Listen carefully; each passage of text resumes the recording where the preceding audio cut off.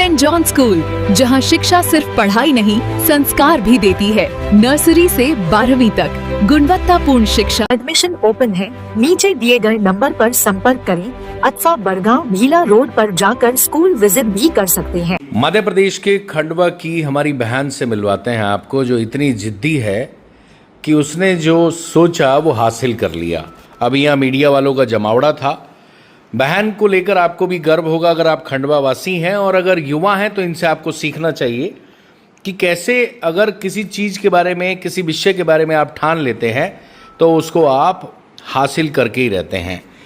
Last time भी हमने बहन की वीडियो बनाई थी, क्योंकि लास्ट टाइम भी बहन ने बहुत अच्छा अचीवमेंट किया था, लेकिन अब तो गजब का अचीवमेंट किया है। सबसे पहले आपका नाम जानना चाहेंगे। मेरा नाम रूपल जायसवाल है। और आपका? धनंजय जायसवाल। ये इनके पिता हैं। और आपका? लता जायसवाल। लता जायसवाल। आप इनकी माता जी हैं।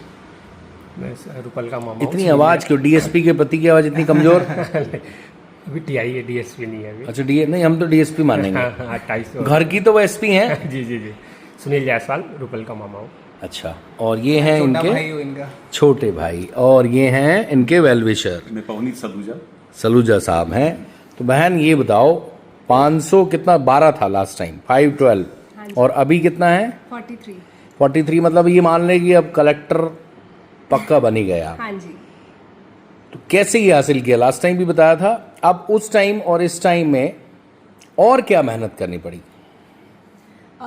पिछली बार मुझे ऐसा लगा था जैसे एथिक्स के पेपर में थोड़ी इम्प्रूवमेंट का स्कोप था, ऐसे में इम्प्रूवमेंट का स्कोप था, तो उसकी प्रैक्टिस इस बार ज़्यादा की है और आंसर राइटिंग और ज़्यादा की है। टेस्ट सीरीज़ काफ़ी लगाई है, ऑप्शनल पर बहुत फोकस किया है, जिसकी वजह से शायद मार्क्स इंप्रूव हुए। अभी मार्कशीट नहीं आई है, पर तब पता चलेगा। अच्छा, जैसे अब आप कलेक्टर बनना चाहते हो या एसपी बनना चाहते हो, तो एसपी रैंक, एसपी भी हासिल कर सकते हैं, एसपी बन सकते हैं? नहीं, अब मेरी प्रेफरेंस जो है वो फॉर्म भरते टाइम ही रिकॉर्ड हो जाती है। तो मेरी पहली प्रेफरेंस आईएएस, दूसरी आईएफएस थी। आईपीएस मैंने 3rd नंबर पे डाला था। तो 43rd रैंक में आईएफएस, इंडियन फॉरेन सर्विस भी मिल जाती है? नहीं, एक्चुअली फॉरेन सर्विस मेरी सेकंड प्रेफरेंस है। मिल अच्छा। तो जाती है, ओके। लेकिन फॉरेन सर्विस तो आप अगर फर्स्ट AIR 1 भी हो और आपकी फर्स्ट प्रेफरेंस आईएफएस है तो बिल्कुल मिल जाएगी, पर मेरी फर्स्ट प्रेफरेंस आईएएस थी। आईएएस थी। हाँ जी। अब अगर आपको खंडवा में कलेक्टर बन के आने का मौका मिले, लास्ट टाइम भी मैंने आपसे सवाल पूछा था, बट आप उस टाइम शायद आपका कुछ और चीज़ में सिलेक्शन आपने मतलब चूज़ किया था उस रैंक के अकॉर्डिंग, तो क्या यहाँ पे सुधार करेंगे आप? खंडवा में वैसे तो मेरी पोस्टिंग नहीं होगी क्योंकि होम डिस्ट्रिक्ट है, वो नहीं मिलती है। लेकिन अगर होती भी है तो फीमेल एम्पावरमेंट पे, क्लेनलीनेस पे और खंडवा में टूरिज्म सेक्टर को प्रमोट करने के लिए मैं काम करना चाहूँगी। कैसे, कौन कौन से ऐसे टूरिस्ट स्पॉट आपको लगता है कि इंटरनेशनल लेवल पे प्रमोट किए जा सकते हैं? मेरे हिसाब से तो खंडवा में जो ओमकारेश्वर ज्योतिर्लिंग है, एक तो वो ऑलरेडी कुछ हेरिटेज टूरिज्म प्रोजेक्ट वहाँ पर ऑलरेडी डेवलपमेंट का प्रपोजल है, तो आई थिंक उसको कैरी फॉरवर्ड करेंगे। और इंदिरा सागर बांध जो कि इंडिया में हाईएस्ट अर्दन डैम है, उसको भी हम लोग उसका बैक वाटर जो हनुवंतिया है उसको और प्रमोट कर सकते हैं थ्रू बेटर इंफ्रास्ट्रक्चर। तो आई थिंक यही टॉप प्रायोरिटीज़ है। टॉप प्रायोरिटी है। फॉरेस्टल एरिया भी अच्छा है हमारा मांधाता क्षेत्र में, तो उसमें भी गवर्नमेंट खैर प्रयास कर ही रही है। और अगर आपकी बात खंडवा कलेक्टर ऋषभ गुप्ता सुन रहे हैं, देख रहे हैं हमारे चैनल के माध्यम से, तो उनको क्या कहेंगे? क्योंकि आपने बताया आपकी तो पोस्टिंग होगी नहीं, वैसे ये होता भी है कि पोस्टिंग सेम होम टाउन में नहीं होती, तो उनको क्या आप रिक्वेस्ट करेंगे कि इस सब्जेक्ट पे एज ए कलेक्टर वो फोकस कर सकते हैं? मेरा ये सजेशन रहेगा कि क्योंकि फीमेल एम्पावरमेंट एक टॉपिक है which is very close to my heart, तो मैं सजेस्ट करूँगी कि SHG जो सेल्फ हेल्प ग्रुप्स हैं उनको और प्रमोट किया जाए खंडवा में। अच्छा, तो आपने हासिल क्या किया? यूपीएससी क्वालिफाई किया ना? Civil services. ओके, तो इस पूरी जर्नी में किसको थैंक्स कहेंगे? बहुत सारे लोगों को थैंक्स कहूँगी मैं। सबसे पहले तो ऑफ कोर्स मेरी फैमिली है, बहुत ज़्यादा सपोर्ट था, उनके सपोर्ट के कारण ही आज ये पॉसिबल हुआ है।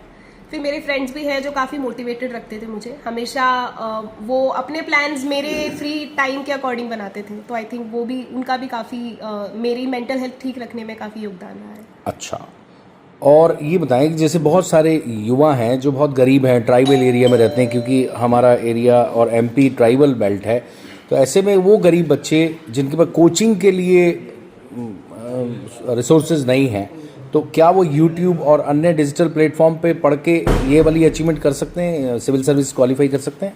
बिल्कुल कर सकते हैं। मैंने खुद ने कोई कोचिंग नहीं ली है, बट ऑब्वियसली मेरा थोड़ा बैकग्राउंड भी था, क्योंकि मैंने एक प्राइवेट यूनिवर्सिटी से, अच्छे कॉलेज से लॉ पढ़ा है, तो मेरा एक अच्छा बैकग्राउंड था, एजुकेशनल बैकग्राउंड। बट अगर कोई ट्राइबल स्टूडेंट भी है तो बिल्कुल कर सकते हैं। इस एग्ज़ाम में हार्डवर्क की रिक्वायरमेंट है, ये मैटर नहीं करता कि आपने कौन सी कोचिंग से पढ़ाई की है।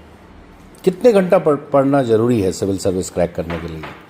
वैसे तो ये इंडिविजुअल कैपेसिटीज़ पे डिपेंड करता है। मैं 7 से 8 घंटे रोज़ पढ़ती थी, और मेंस के टाइम पे तो मैंने 9 से 10 घंटे भी लगाए हैं, बट 10 घंटे से ज़्यादा मैंने एक दिन में कभी पढ़ाई नहीं की। बाकी के 14 घंटे?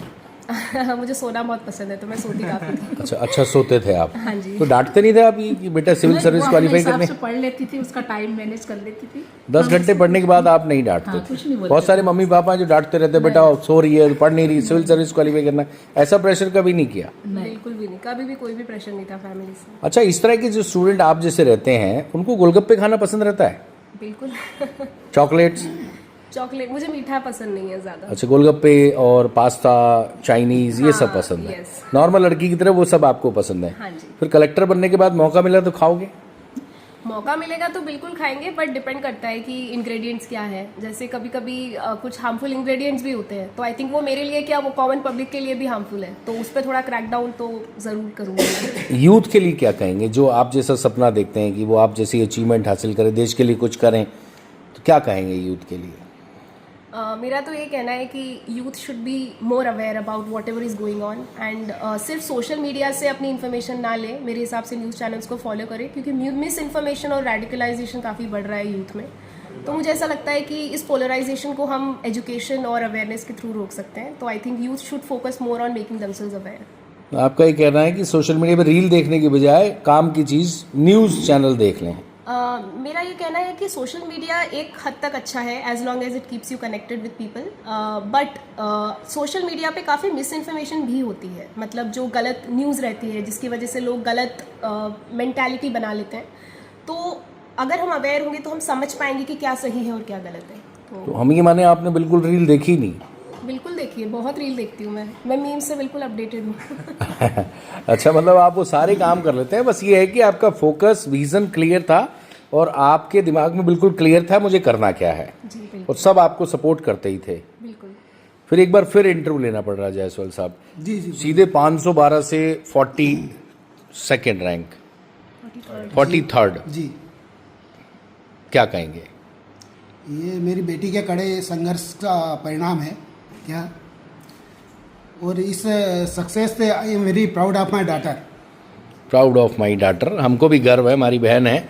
और ये बताएं बस एक बात और, तो आपने जो है कोचिंग ली, कहीं से कोचिंग ली, या फिर आपने भी ये डिजिटल प्लेटफॉर्म्स का अच्छा उपयोग किया? डिजिटल प्लेटफॉर्म्स का काफ़ी अच्छा उपयोग किया है। इनफैक्ट मैंने कभी भी किसी एग्जामिनेशन हॉल में जाके टेस्ट सीरीज़ नहीं लिखी है, घर से बैठ के लिखी है, उस पेपर्स को स्कैन करके फिर अपलोड किया है कोचिंग इंस्टीट्यूट्स के प्लेटफॉर्म पे। और वैसे मैंने अपने टेस्ट इवैल्यूएट करवाए हैं, लेकिन कोचिंग कभी नहीं ली है मैंने, इन द सेंस कि किसी ने मुझे पढ़ाया हो, खुद से पढ़ाई की है। बस टेस्ट सीरीज़ का मैंने पूरा फ़ायदा उठाया है जो ऑनलाइन अवेलेबल होती है। बहन से क्या सीख रहे हो और आपने क्या विज़न बनाया? सर मेरा विजन तो यही है, पापा का बिजनेस को फिलहाल एक्सपांड करना है, उसे आगे लेके जाना है। बाकी उससे तो मतलब काफ़ी कुछ सीखा है मैंने, मतलब कैसे मेहनत करनी है, साल भर से मैनिफेस्ट कर रहा हूँ मैं। अब वो IAS बन गई हो तो मतलब मैं थोड़ा फ्री हो गया हूँ। थोड़ा फ्री हो गए। अच्छा, अक्सर भाई बहन के बीच में झगड़ा होता है, कभी मिला के दिए खंडवा की भाषा में कहीं? मैं बहुत पीसफुल इंसान हूँ, मैंने हाथ तो नहीं उठाया किसी के ऊपर। तो यहाँ तो स्वाति मीणा नायक थी मैडम कलेक्टर, एक बार लॉ एंड ऑर्डर की स्थिति उन तो लट हाथ में उठा लिए, कलेक्टर के तौर पे तो उठाना पड़ता है, तो वो प्रैक्टिस भाई पे नहीं किया आपने? नहीं। भाई को नहीं मार सकती।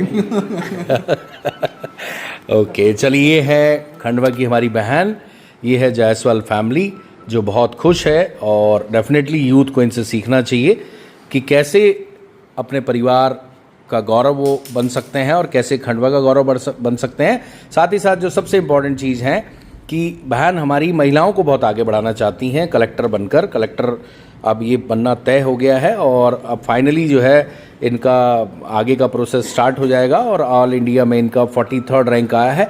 पूरा परिवार बहुत खुश है।